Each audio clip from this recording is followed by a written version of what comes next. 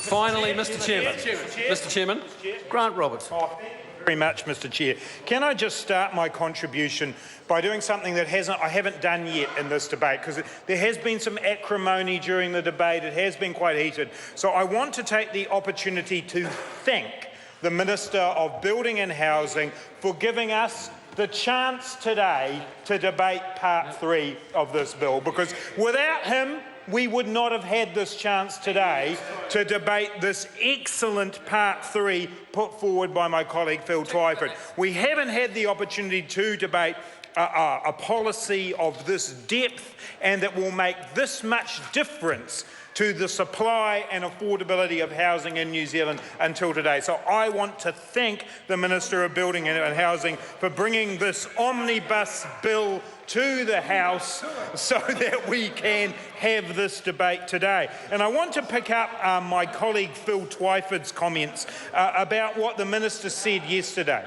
because the Minister did say yesterday an acknowledgement that the Auckland housing market was out of control on the one hand, and then it's exactly what it said, and on the other hand, that he had no plans to change his approach.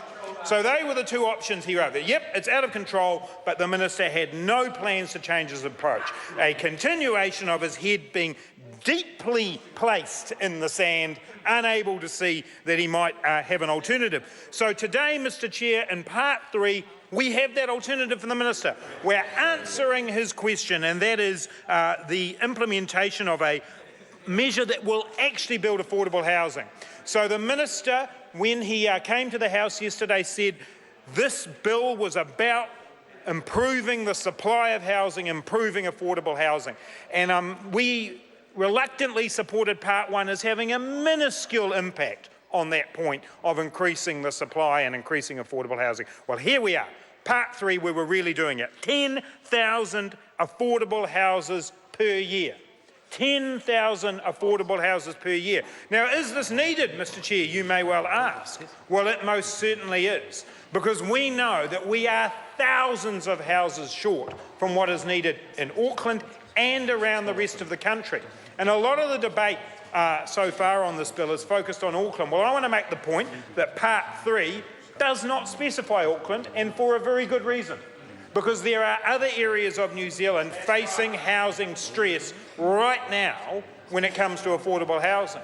So this could apply in areas like Wellington, Tauranga, Queenstown, the places that are really under stress at the moment in terms of whether or not there is affordable housing. So this is needed. Around 40,000 houses short since National came into office in terms of what is needed in Auckland for the pipeline of affordable housing. This Part 3, finally, somebody's stepping up in this House and saying, we're going to put a number on it, 10,000 houses per year. And no doubt, should they get off their chuffs and get up, we'll hear the negativity from the National Party telling us that they can't do this. We don't have the labour force. They used to be ambitious for New Zealand, Mr. Speaker, but that's all gone. It's all negativity. Well, here's the chance. They can recapture some of that ambition and back Part 3. 10,000 affordable houses, but there's more, Mr. Speaker. Mr. Chair, there's more in this Part 3, because Phil Twyford's put this up not just with a pipe dream of 10,000 houses, but with a plan to do it. So within 6 months of the completion of the plan required under subsection 1 to build those 10,000 affordable houses, that copy will come back to this House.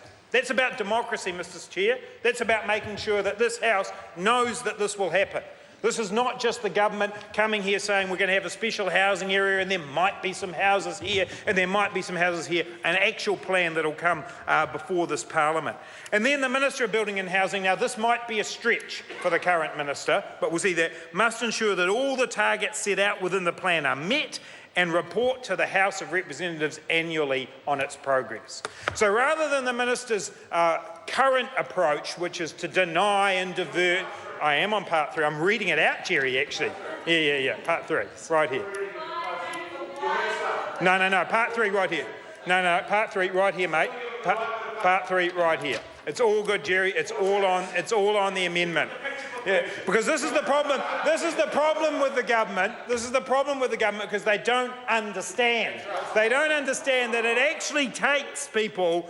It actually takes a government leadership to get affordable housing. That's what Part 3 will deliver, Mr Chair. The government should back it. They haven't done anything else that's useful in terms of affordable housing. Chairman.